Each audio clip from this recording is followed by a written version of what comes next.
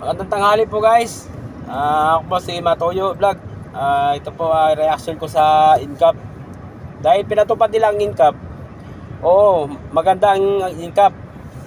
Dahil wala yung mga nangungutong. Yan sa mga kalsada. Ang tawag doon, mga buhaya. Kaya nag-react po ako. Kawawa naman yung mga rider. Naghanap buhay yan. May mga anak din yan. Halos hindi sila makagalaw sa mga trabaho nila dahil po sa incap lang ginawa. Dahil po sa pagka nagkakamali, may babayaran na po sila at wala pong resibong mapunta sa kanila. Tapos naipon-ipon yung mali, maabot ang mga malaking bayarin.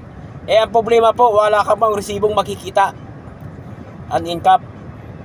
Maganda po yan ang incap para sa inyo. Pero yung mga mababang mga naghanap buhay, hindi po yan maganda. Dahil masisira po nila ang hanap buhay nila. Paano yung mga pamilya nila?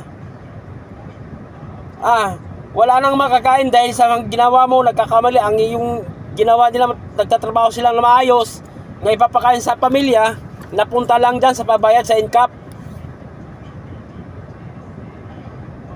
Anong bakit? Matagal na rin ako ding rider. Pero hindi ganun, matagal na rin ako dyan sa Manila, matagal din ako dyan sa EDSA, pero ngayon pinatupad ang incap. Ano po, okay lang sa inyo, makakain kayo ng 3 araw.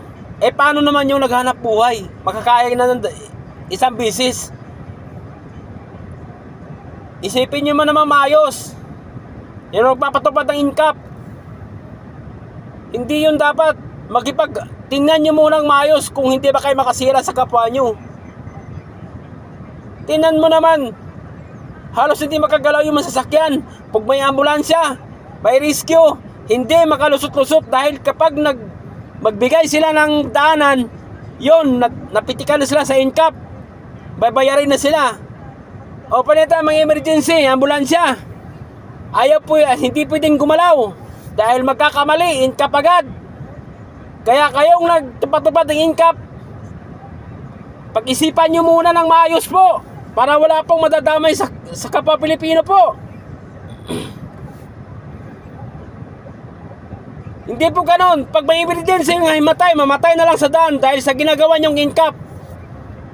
Dadalhin sa ospital, pagdating doon patay na. Dahil natatakot yung mga rider magbigay ng daan. Pati yung mga sasakyan natatakot din magbigay ng daan dahil may incap sila. Hindi ganun po. Kayo nagpapatupad ng batas. Tingnan nyo muna kung wala bang nagugutom at walang tumatawag na kaldero dahil sa